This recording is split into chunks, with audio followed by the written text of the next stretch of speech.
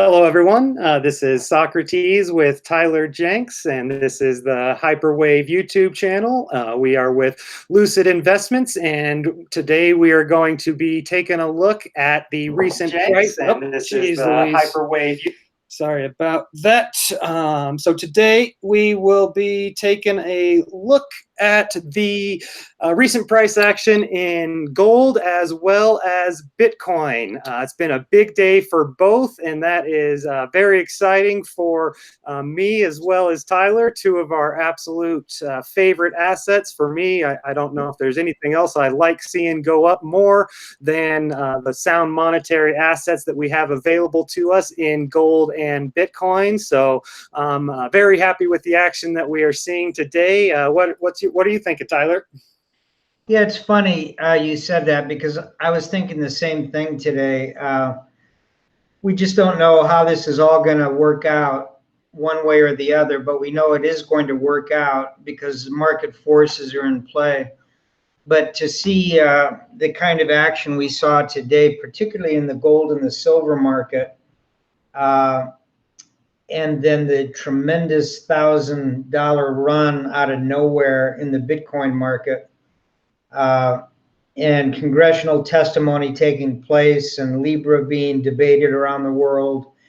It's all happening. It's all beginning. More and more talk about the debt situation because it's being forced on policymakers. It's not that they're sitting around saying, let's try something new. They're being forced to consider these new things. So this is very exciting. Why don't you take it from gold? I can't believe the gold mining shares today. Silver, unbelievable. And none of them were up this morning. I was watching them closely most of the night, and I was pretty disappointed that we weren't getting any follow through. And then all of a sudden, mid-morning, they started to climb, and then they went nuts. So I'll turn it back over to you. All right. I will throw on my screen share now.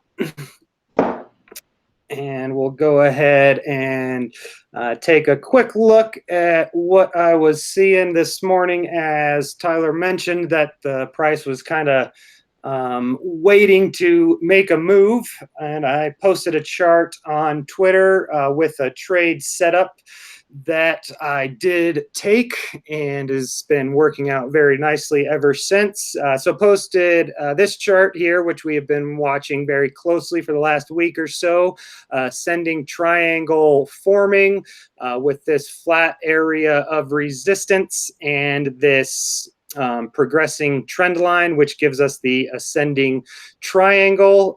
Yesterday we did close above, and that I was watching out for that to confirm this pattern and signal the entry based on this ascending triangle.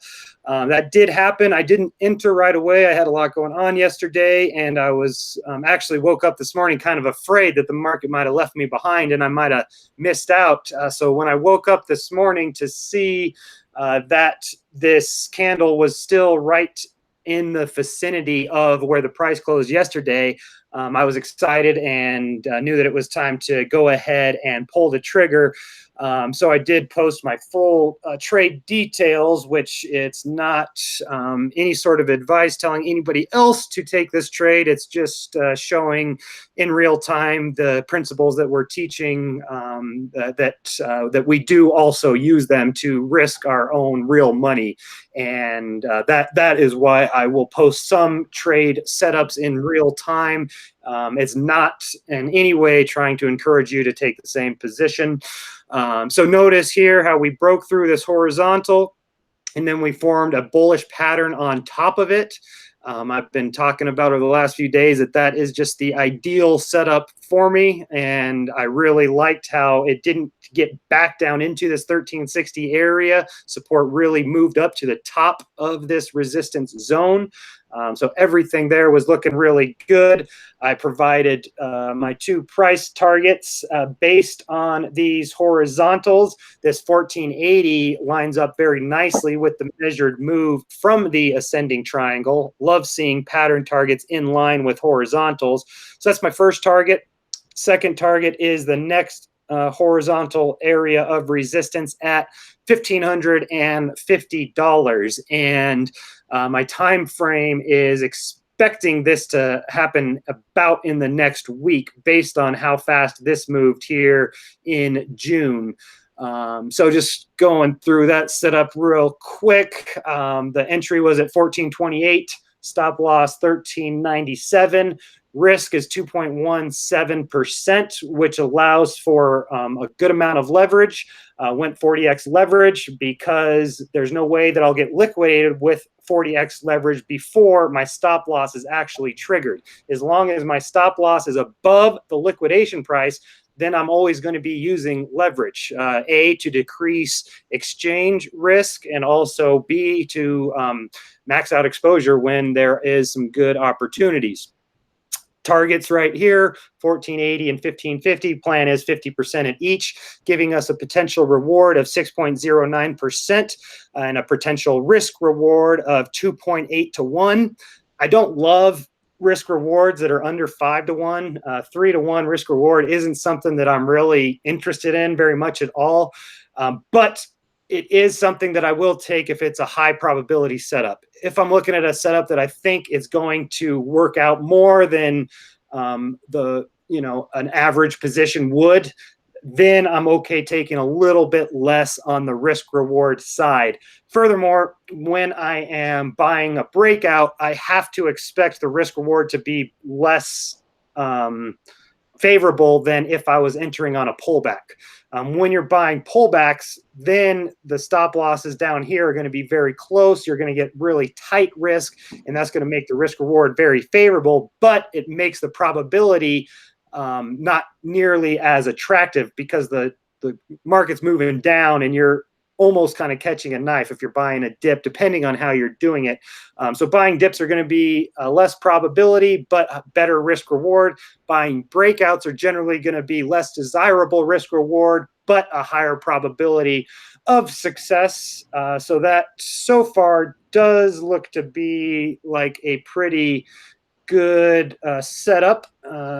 After posting that, we did take off there pretty nicely, so that's exactly what we like to see, of course.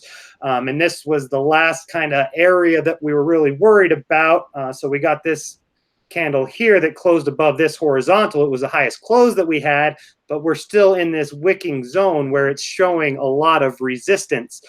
So being able to get above that was kind of the last area that I've been keeping my eye on to make sure that this wasn't a fake breakout. You can never really be sure until it's too late.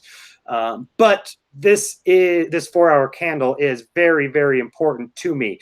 If this candle right here was met with resistance and it turned right back around, this could have all turned right back around in the last 4 hours. Instead, we're getting another extended range bullish candle, which is ripped right through my last areas of resistance. Still an hour and 43 until this 4-hour candle closes.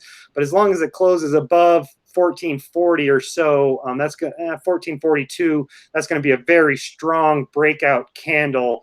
And I would definitely think that this was not a fake out, and that the first target should be hit at 1480 if we can close above here. That would be my expectation. So that's what I'm seeing with gold. Pretty exciting stuff as far as I'm concerned.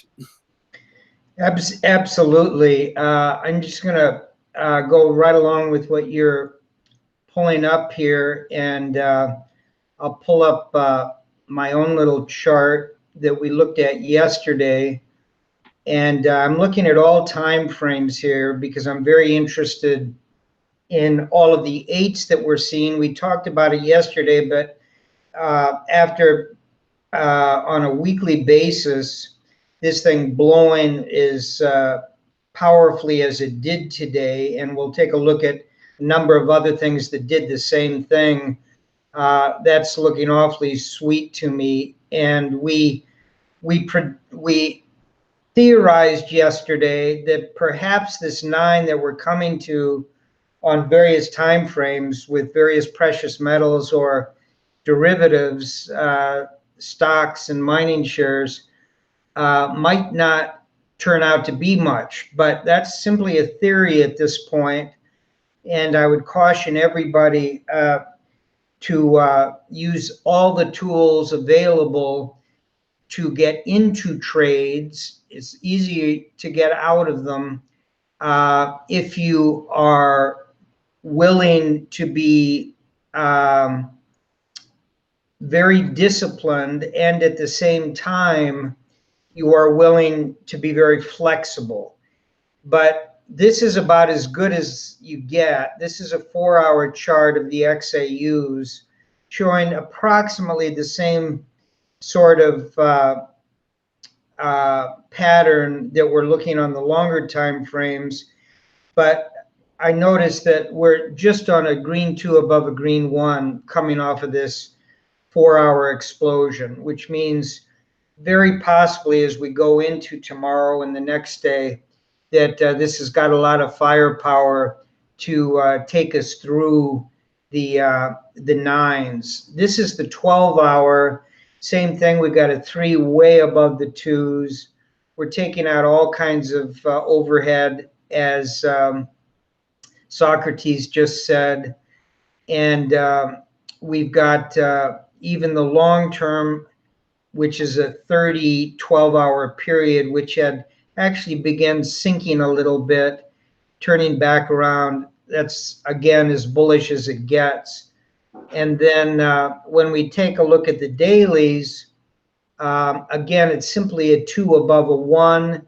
We did take out the stop and reverse today, and there's the posting of the first one in the past week or 10 days, and it's happening above all of this consolidation, which very importantly is happening above all of this consolidation, going all the way back 5 years. So this is about as good as technical analysis gets in terms of determining the beginning of, or the potential beginning of, a major move that could have legs for a very long period of time.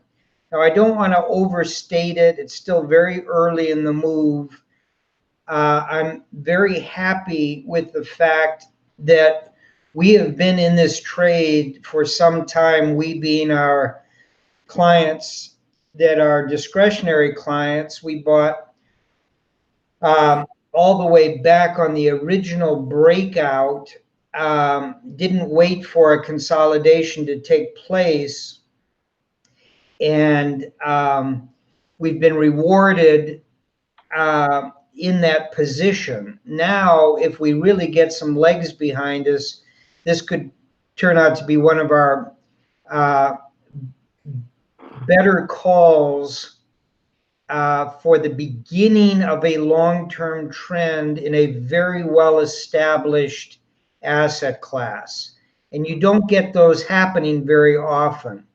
So what I'd like to do now very quickly is go back to the dailies, and I'm going to spread this out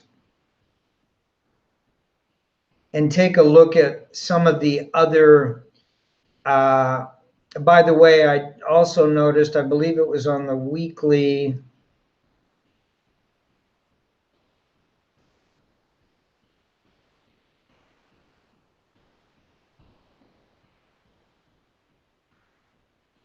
Did that log get checked for some reason? yeah, I've been having a whole lot of problem with the scale on my right, and so I've been screwing around with it. I'll put it on auto.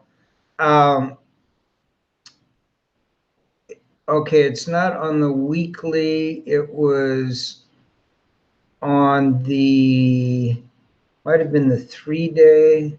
3-day's been positive. I'm looking at the stop and reverses here. The 8-day is positive. I think they're pretty much positive across the board now that the daily was taken out. That daily was bearish. Yeah, it was an outlier, and even the monthly is looking great. Okay, Very good. So we'll go back to the weekly and just take a look at a couple of things that happened today by going to the silver market. Silver is very fascinating to me at this point. And the reason it is because it's playing catch up very quickly. Took out um, the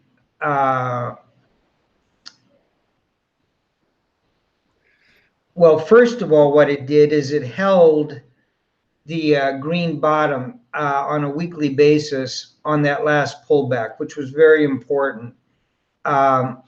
And we've turned in this movement on the last 5 weeks positive in terms of stop and reverse. Then we came to the setup trend line that we blew through today. We've got another one above it, and it is trying to catch up very quickly. I've got on the top of this a green 2 on the weekly silver, which may or may not help out what we're seeing in the gold market. We'll just have to wait and see. But this is one enormous candle. And obviously, if that occurred on the weekly, you can see what's happening on the daily. The same exact thing, blowing right through setup trend, but with just these enormous candles, 4 in a row. The first one beginning at $15.14. We're now up at $16 4 days later, in literally just a straight line. And even on the daily, we are now sitting at a 6. So we've got plenty of upside in the silver market. But I've been really intrigued with these gold mining shares. The reason we're looking at silver and looking at gold mining shares is because they've been big laggers on this move as gold moved from the 1250 area up to the 1350, then struggled between 13 and 14, and then finally did what it has done over the last number of trading days. But now what we're getting are these enormous percentage moves. This is the GDX. And on the GDX, it was up 4.25% today. The GDXJs were up 6% again today. I'll pull those up just real briefly. There's the GDXJs. They are on a 9, but the GDXs themselves, the big miners, are just on a 2. So we're seeing that there's a lot of room even on the exponential, but I don't want to downplay what I saw when looking at gold itself. So here's the GLDs. It's only on a 2 on the daily basis, but on the weekly, it is sitting on an 8 today. Everything's positive, everything looks good, but there is concern number 1.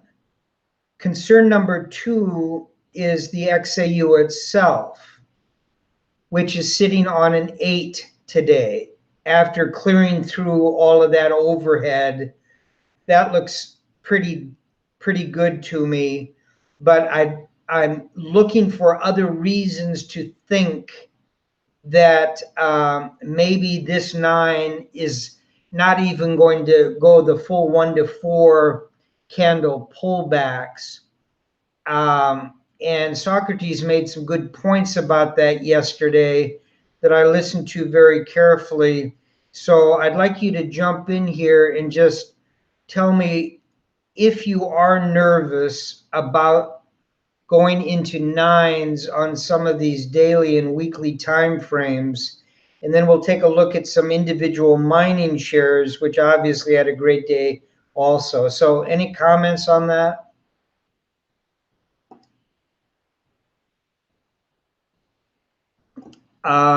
You're either on mute or I lost you.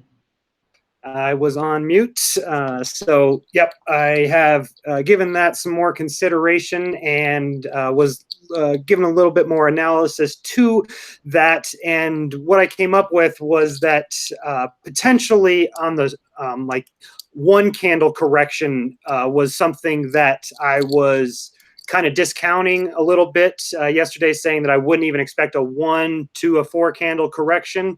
And after thinking about that a little more, getting specifically a 1 candle correction actually would make a lot of sense, and maybe even a 1 or a 2 candle where we are very, very strong on the ADX, just sort of specifically on the weekly, in the zone that is that I would label as a very strong trend, opposed to a new trend or an exhausted trend. This thing is right here in the strong trend territory, which tells me to expect another 9 count to the upside as this gets more overbought up around 40. For that to get up to where it is historically overbought, according to the ADX, it would take about another 9 count on the TD sequential. And that is what I would expect. And that still could very easily happen with a little short-term correction. If you got a 3 or a 4 candle correction, that would almost be too significant for me, because then it would be in danger of rolling over that ADX. And if that does start to roll over above 30, then it really can be an indicator of a local top. Notice the last time that that rolled over above 30 was right around the top, right there. Yeah, and if you have the chart up in addition to that, you can see how that was right there where we had gotten to a 9, and then it looked like we were going to continue without any real correction. And then that ADX rolled over above 30 and did provide a very good signal there. So long story short is that the consolidation that happened in the 5, 6, and 7 candle tells me that the market isn't like screaming overbought and needing one of these 1 to 4 candle corrections. But I still would be open to a 1 or a 2 candle correction happening, specifically if it's at the about 1480 level. I do see some significant horizontal resistance at 1480. I love the idea of taking a portion of money that is going to be allocated to a trade or a group of trades within a specific area, like in crypto. I would never want more than 15% total in something that volatile for an overall portfolio. As everybody knows, I like about 60% in very broad indexes, another 25% in sectors and industries, and then play around with 15%, because that 15% can easily outdo even the 60% in the broad indexes. When you're talking about a specific industry or sector, in this case, we're talking about precious metals, I like the same approach. I like most of the money in the big GLDs, because that's the driver of everything else that's to come as you get down into narrower and narrower areas. So putting 15 or 20% of your gold money into gold mining shares, and specifically even junior miners, is the right way to do it, as opposed to putting 100% of your money because you like gold into 2 gold stocks. Now, you might end up hitting a bases loaded home run with the 1 or 2 stocks you buy, or you might strike out. Whereas the technique that I use ensures that if you're right on the trend, you're going to make significant money, and you want that to accelerate as you get into the smaller and smaller pieces. So anyway, take a look at Anglo Gold Ashanti today. We talked about it yesterday. It had this very nice 1 candle that closed at new highs, but look at the 2. The 2 was up 6% today on AU. If you had picked Kirkland Lake Gold, you did very well, but it was only up 1% today. Newmont Mining was up 1% today. Very nice candle, doing its thing. AEM was up 2%, a little bit better. EGO, which is Eldorado Gold, was up over 3% today, etc. The GDXJs, the junior Could you miners, go back to that last chart real quick? the EGOs. Yeah, that one looks quite a bit different than the rest. Look at with a run that it's been on. We're on, is that the fourth 9? Yeah, it is 1 9, 2 9s, 3 9s, 4 9s. Wow. Oh, okay, that's a daily chart. Can you blow up that ADX to see how it's looking? Yeah. It's And all the way up at 40, at 63. And can we zoom out to get in, see where the last time it has kind of topped out? So it's already blown through that resistance. Wow. Can we draw man, a trend that's line? interesting. Unbelievable. Look at that action. Jeez. Can we draw a trend line on top of those, on those Sure. peaks?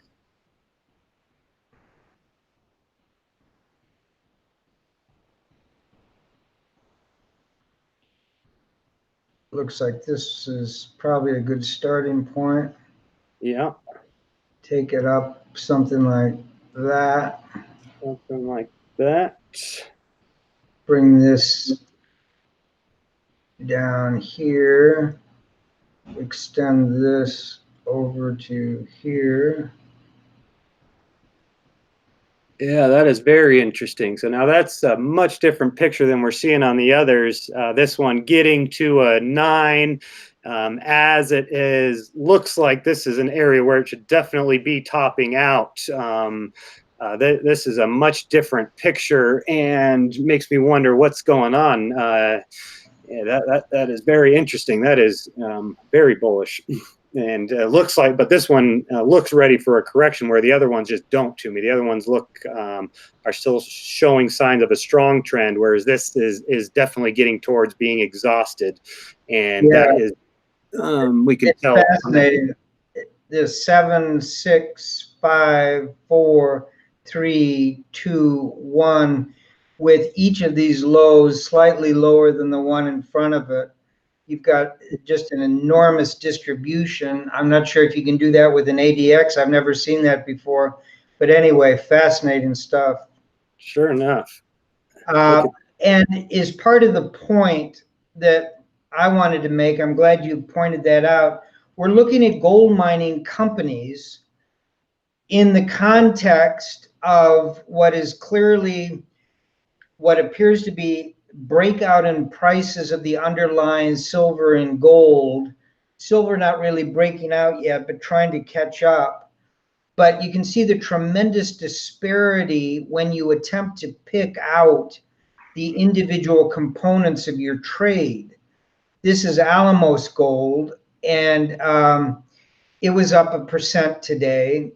This is Kinross, which has gone to new highs now on this move, which many of the others haven't. Taking out these highs, we still haven't come all the way back, but it's successfully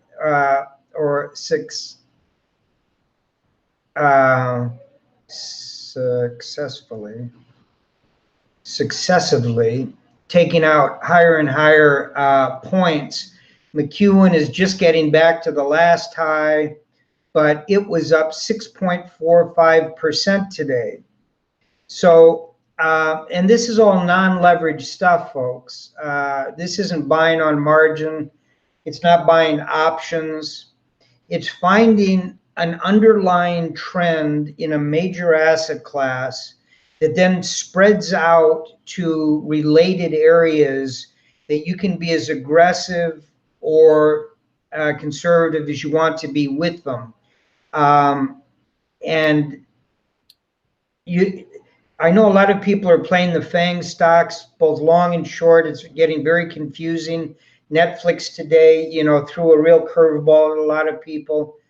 But the same sort of thing goes there. What the NASDAQ was doing was being determined to a certain extent by what the NASDAQ 100 was doing, which was being determined by what the FANG stocks were doing. And the FANG stocks were basically being drivers. And all of a sudden we saw them split apart, and the overall market right down through the S&P and the Dow began to be affected for the last year and a half. If you take that sequencing when you're thinking about anything, cryptocurrencies or gold or precious metals or an industry or a sector, you can use the same analysis going from the very macro down to the smaller and smaller and smaller. And each time you do that, each time you go from the long term to the intermediate term to the short term, from the larger asset groupings down to the smaller ones, you get more and more volatile. Therefore, your risk goes up, but your reward goes up also. And you need, in money management, to understand how all those principles work. So that's enough of that lecture for today. I'll take a look at just a couple of others. The IAG, which is gold, is up 4%. And here's the winner for the day. Sandstorm Gold up 9% today, just blowing through everything.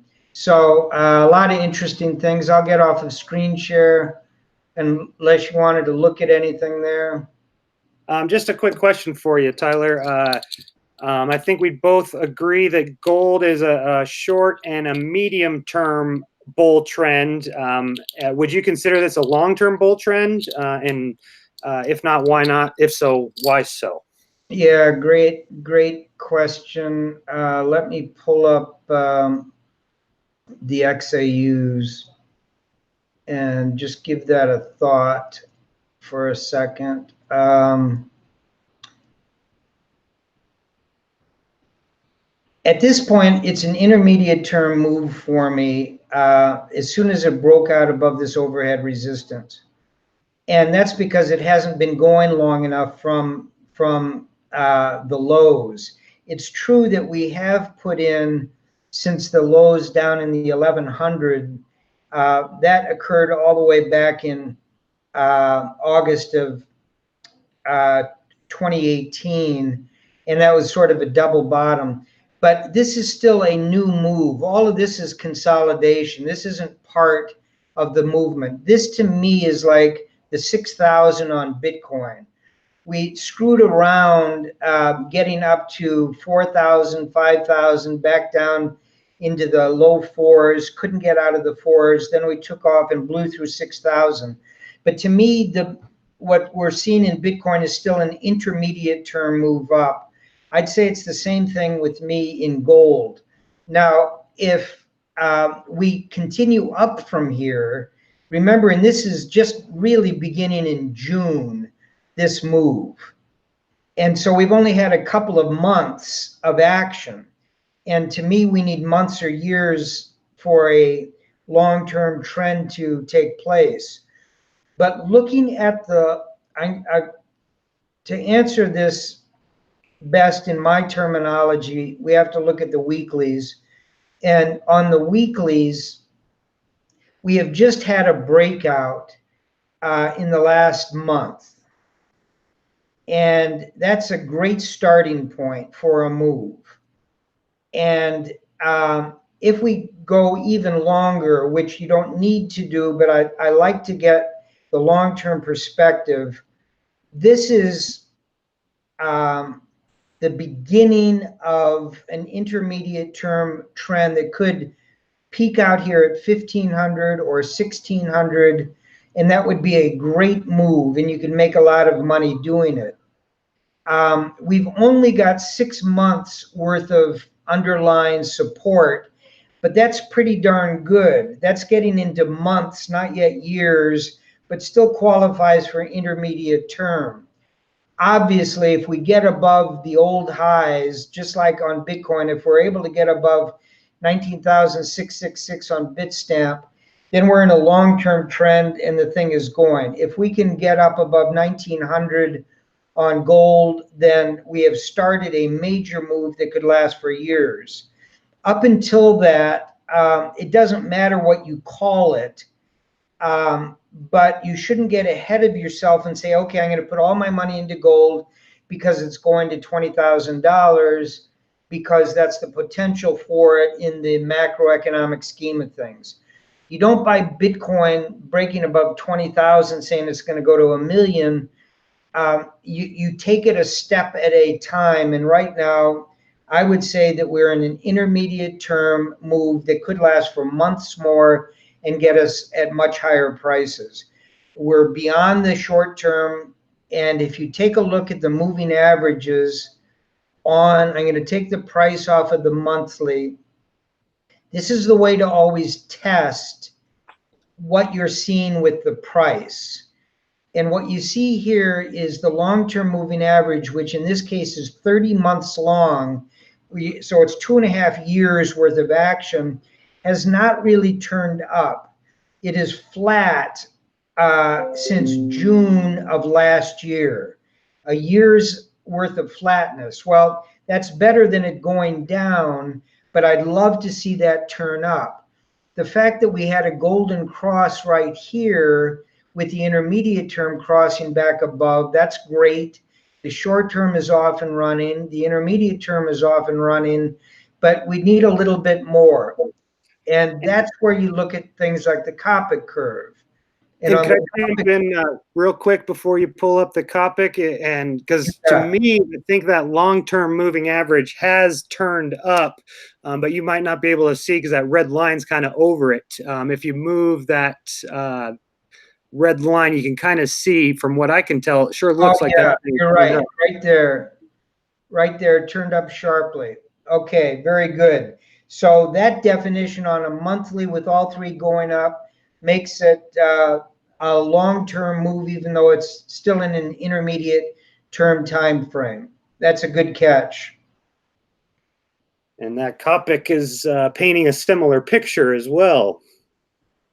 Yeah, there's the Copic. It turned at the beginning of 2019 to the upside, stutter stepped, and then has moved up. It's only at a +7 now, but it's going in the right direction. We've taken out a trend line of this past all-time high with this intermediate term high. Nope, that's not the all-time high. There's the all-time high. And I will draw that trend line because that is interesting to me. Let's just see what that's looking like. Yep. Looks like a breakthrough. That looks nice too. So those are looking pretty good. You can tell why we're excited about gold. The definitional terms of where we are and where we're going is one thing. I'm still a little nervous about these nines coming up. I'm always nervous about bull traps, particularly where all of a sudden on CNBC and everyone's yelling about what's going on in the precious metals market. I would rather this be very quiet, but it isn't at this point. There are some very big time analysts that I have a lot of respect for that think this is going much, much lower, right up through this morning before this last pop. I'll get some information from them later in the day or early tomorrow morning to see if they're finally blown out of all their positions. But it's been difficult for me staying in long positions as we were consolidating. I want to just take another quick look at maybe a lot of people listening aren't that interested in the precious metals, but I think you do so at your own peril, because to the extent that this is in a very big bull move that could get a lot bigger, my feeling is very strong that it will be very difficult for Bitcoin and the cryptos to go along with it. I think a lot of money will begin moving into this institutionally around the world, along with central banks, and that will eclipse the Bitcoin story. I'm not saying that's happening. I'm just saying be aware that I believe that when these two asset classes are up and running, they're going to do so in an inverse fashion unless they're both included together in a solution, either on the part of central banks or on the part of someone like Libra, putting both of these, Bitcoin and gold, into their basket of currencies. And then you could get them moving together. But anyway, that's getting a little esoteric. This is the weekly, and I just wanted to take a look at, on the weekly, what these longer term things are looking like. That is the one we looked at where we up to around the 14 on Copic. The line we drew there was on the monthly, but I'd just be interested to see.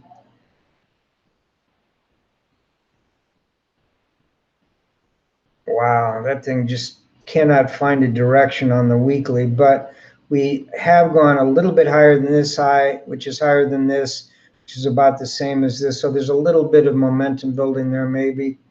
Okay, very good. Anything else you want on this? Otherwise, we should jump over to the big move in Bitcoin.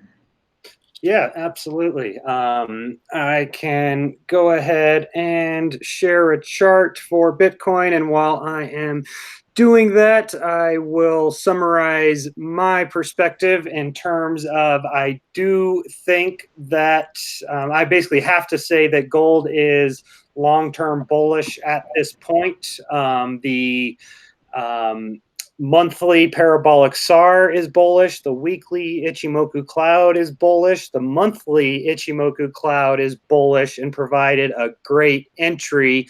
The monthly MACD has recently turned up, and the monthly Copic curve has recently crossed zero. So those are basically every single one of my most important long-term tools are all in agreement, pointing bullish, and therefore I've got nothing else to point to and say I need to wait for this thing, and once that happens I will be long-term bullish. I've got nothing there. So I do have to consider that gold is short, medium, and long-term bullish, and even though the time horizon hasn't necessarily been long enough to say that, it's only it's been a short time that we've really been moving, but it's been such a strong move that it has caused all of my long-term indicators to flip bullish. So taking a look at the price of Bitcoin and pulling up, the price is probably different at this exact moment because this was a chart that I tweeted out earlier today. And this is what I have been watching very closely. So this shows how the the bear channel that I had drawn did get broken on this move here. And now the price is approaching a major resistance cluster from these moving averages. And so we've got the 200 EMA in orange, the 50 EMA in green, and the 50 simple moving average in blue. And you guys have been following along with me for a little bit now, know that I really like the 50 and 200 EMAs, but I also absolutely love the simple period moving average as well, for one very specific reason. There are these are all designed to accomplish different goals: to identify trend, to signal entries, and to signal exits, and to identify areas of support and resistance. These are all designed for very specific reasons, and one of these things is accomplished much better by a simple moving average. And that's something I've never really talked about publicly. That's something I've always kind of kept to myself, but we will be going over that in the webinar that we have coming up next Friday. It is intermediate and advanced consensio, and I won't be holding anything back. I will be going over exactly when and why I want to use a simple moving average instead of an exponential moving average, and when and why I want to combine them and use both types. And this right here is a very, very good example for when both types could be very well suited. And we see that after price broke out from this bear channel, it appeared to be finding some resistance from the 50 and 200 EMAs, which could be providing the perfect pull up and into a death cross. Now here we notice that the 50 EMA is starting to resist this cross. And that's what the EMAs can do so well, is they will really refuse to cross when you don't want them to.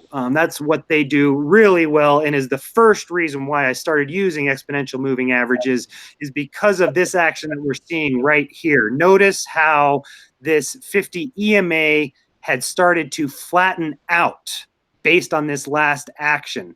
The EMAs weight more recent price action more heavily than all of the period. So when you get something like this, it can really affect a exponential moving average, but not so much a simple moving average. So notice how the simple is still coming straight down and hard and fast, which we would expect that to be strong resistance.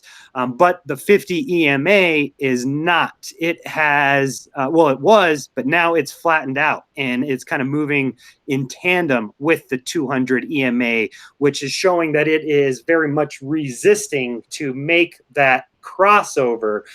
So that is something that I am paying very close attention to, and we'll be pulling up a live chart here before heading over to the Bitcoin. Here's the monthly Ichimoku cloud, a very nice entry there with that close above. Price has proceeded up from there. Okay, so let's take a look.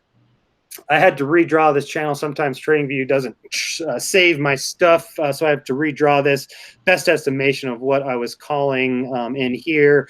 That might be a little off, though, but that is the best I could do. So we do see right in here that the 50 EMA continues to flatten out as the price is testing that area for resistance.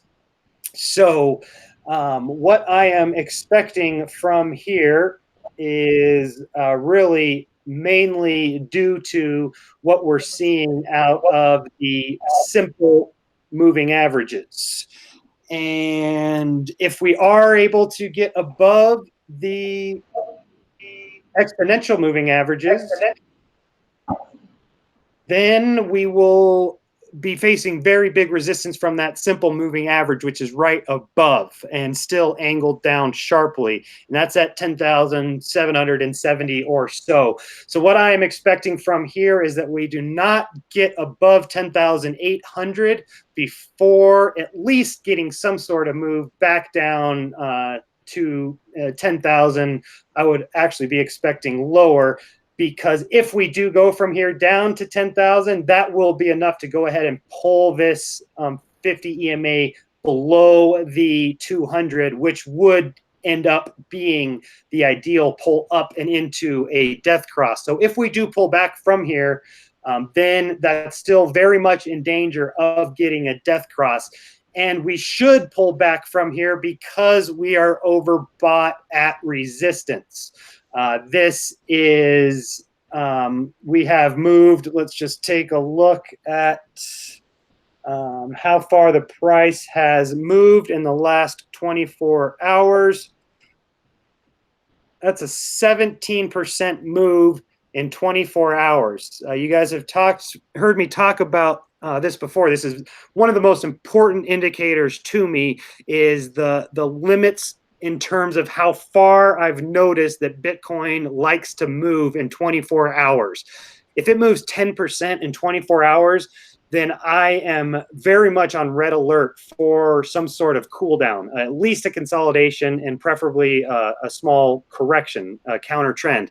When it moves 17% in 24 hours, that's really as much as I have seen it move in that time period. I'm sure you can go out and find a daily candle that has moved more than 17%, but you're going to be very, very hard pressed to do so. And if you do go through that process, which I do recommend, it's a very valuable process to go through and see how far can Bitcoin move to the upside and to the downside in a 24-hour period. You'll notice that there are two areas where it really likes to top out. First is around 10%, and the second is around 15 to 17%. Those are the two most common numbers that I have found when looking for what is the most that Bitcoin can move in 24 hours up or down. You'll see a lot of them peter out around 10%, and the ones that don't really like to peter out around 15 to 17. So when I say that we're overbought at resistance, I'm saying we're overbought because we have moved 17% in 24 hours. That's an enormous move.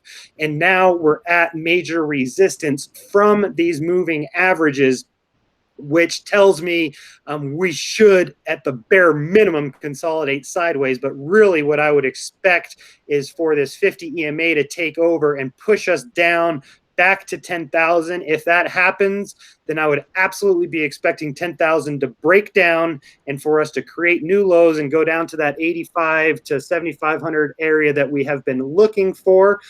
Because if we do come back down, that would create another lower high below this, and it would almost certainly lead to a death cross from the 50 and 200 EMAs on the 4-hour chart. Let me just jump in. If you pull that chart back up for a second. This chart here? Yeah. Let's just assume that something else happens and we break above the highs from 3 days ago. What does that do? By definition, we will be above the moving averages you've got there. What do you think that would do to your analysis?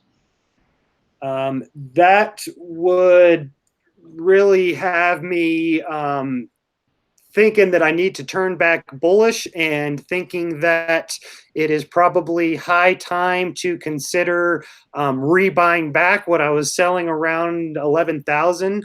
But if that does happen, I would absolutely not be buying right away. If we do go from here up to 10,800, 10,900, right, then we're going to be in a situation where we've moved so much in such a little amount of time that I wouldn't really want to be buying that, and I would be more looking for what I would want to see from there. So let's say that we go from here up to 10.9 or so. What I would be looking for then is this area of horizontal that I certainly don't want to be buying, and I would be looking for a higher high above here, which is at 11,000. So what I would really want to see if I was going to be kind of looking to buy would be a move really up to like 11.5 and then a pullback to 11 or 10.9 or so.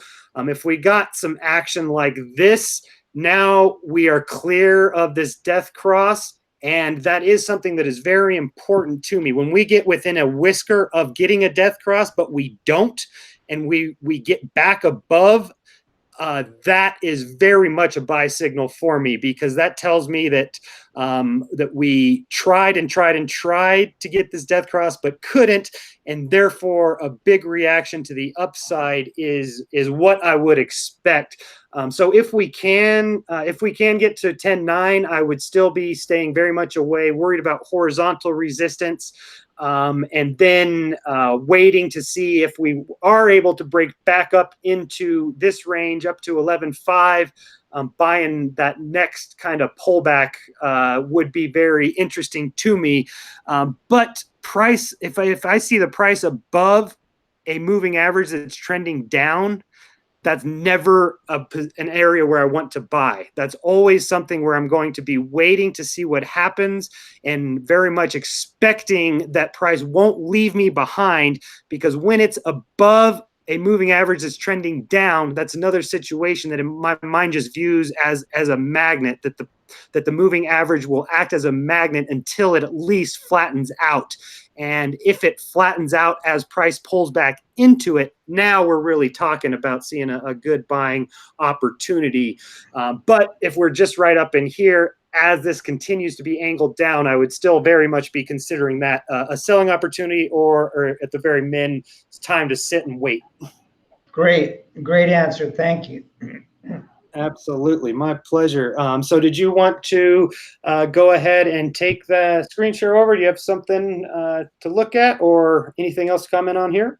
No, that's great stuff. I think this took everybody by surprise, almost all watchers. There were some people on Twitter that said they caught the bottom and they knew it was going to go up and stuff like that. Maybe some of them did, but I know this move today was shocking in terms of the power of it in a very short time period, after not really starting off with much early in the morning.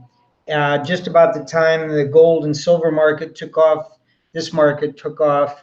Not that I'm saying they're connected at all, but it's just interesting how sometimes out of nowhere you get these big moves, and that was great analysis. I appreciate it. One other thing that I wanted to add, and specifically why I'm viewing this as a short squeeze, is not necessarily due to the long-short ratio being out of whack or the funding rate on BitMEX. Really what it is this candle right here. This is a 10-minute candle that took us from a low of 9,454 to a high of 10,337. That's basically a 10% move in 10 minutes. Let's see here. That's a 9.3% move in 10 minutes. That's not natural, organic buying action. That's a short squeeze. That is a lot of people being maybe short after this horizontal broke down. We kind of got this bounce back up to the top of the channel. It looked like it was rolling over. To a lot of people, this looked like a great time to sell. And then as price ripped through right here, right around the 97, all this action was shorts being liquidated due to how short of a time period this happened. The price doesn't move 9% in 10 minutes without some sort of major squeeze going on. So that is specifically why I am viewing this action as a short squeeze and not as something that is organic or necessarily what I would expect to be sustainable. Yeah, those are great points, and a lot of this has to do with the uniqueness of the cryptosphere, not just Bitcoin, but the cryptosphere. It's different than every other asset class, but that doesn't mean all these technicals that we are using and have been using cannot be effectively used. It simply means that you must know that at any moment in time, in this particular asset class, one person or a small group of people can move the price anywhere they want to move it. And that's an extremely important tenet that you need to hold at all times when thinking about where is your money, on what sort of exchanges, and what can you do to protect yourself against the limitations of the asset class. And one of the best ways of doing that with this kind of volatility that is uncontrolled, unregulated volatility, is to just make sure that your sizing is never more than that level, that at a time like this, if it does what it just did, you aren't wiped out.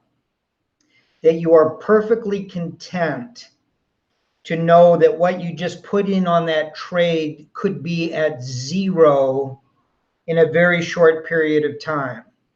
And if you can't do that, then you have to have a smaller position. And if you can't do that, you have to have a smaller position. Don't try to use fundamental or faith or technical analysis to get you out of that trap, because you cannot prevent it in this asset class.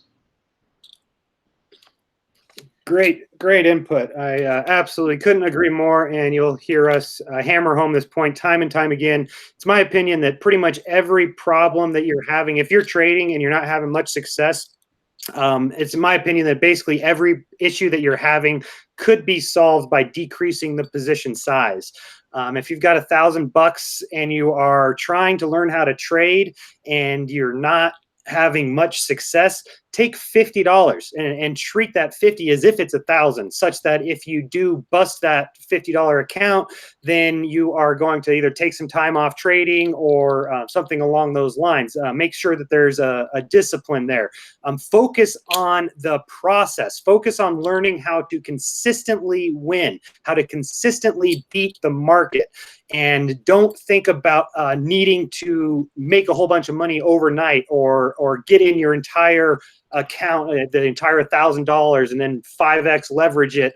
Don't be thinking about that. Think about how to get yourself into a situation where you can consistently pull money out of the marketplace, where you can consistently manage the wins against the losses such that you're a net winner at the end of the week, at the end of the month, at the end of the year. If you are doing it with a very nominal amount of money, you're going to very, very much eliminate the emotions that cause people to make a mistake time and time and time again. No matter how good your technical or fundamental analysis is, if you're betting too big, you're going to lose no matter what, and it's going to be consistent.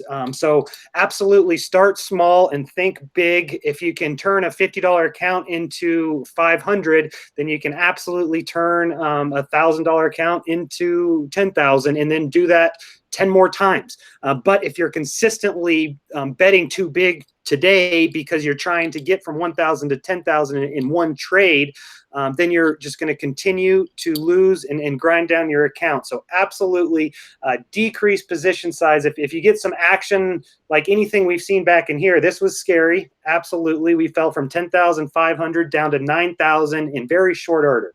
That was scary. Did that cause you to make any bad decisions with your money? If so, decrease your position size. This is scary. If you've been selling and you've been short or medium term bearish, this action here out of nowhere could be scary unless you are effectively managing your position sizes and managing your risk to where you know if you take on a position and you get stopped out, so be it. It's a cost of doing business. It's going to happen all the time. No big deal. So now what was scary just becomes kind of regular. So definitely consider what your emotional state has been like through these last couple days. And if you have been overly anxious or making some bad decisions with buying and selling, decrease your position size and first take a week off. So that's my rant there. And I'm sure that we've gone much more over time than we wanted to. So I will thank everybody for sticking with us. It's been a little bit over an hour, and thank you everybody for leaving some comments and providing feedback on YouTube and on Twitter. Seeing some really great charts out there, and really appreciate all of the support that you guys have been showing up on a daily basis to listen to us babble. Yeah, thank you very much, everybody. And again, a week from tomorrow, from 12 to 3, we're going to do a very in-depth analysis on Consensio, intermediate and long-term. And intermediate, and advanced, and various time periods, but from two very different perspectives. Socrates has been using these exponential moving averages extremely well. And I've been very interested in watching how they interplay with the simple moving averages, because I am married to the simple moving averages because of the style and my objectives and goals for people that I'm working with. They work terrifically well. But we're going to be much more nuanced. And I know everybody's going to learn a lot. We've also got a bunch of big announcements coming about what Lucid Investment Strategies is about, what we're about to launch. We've got a lot of big projects underway, and we'll be talking about those in the days and weeks to come. But please go to the lucidinvestmentstrategies.com website, go to products, go to webinars, and sign up for a week from Friday. We've already got tremendous interest in it. It's one of, to me, the most interesting subjects of all the things that I have studied. And it is the most useful tool I have in my toolbox. I can use it every day at all time frames. But overlaid with all these other very interesting things that Socrates has brought to the party, the results are really incredible.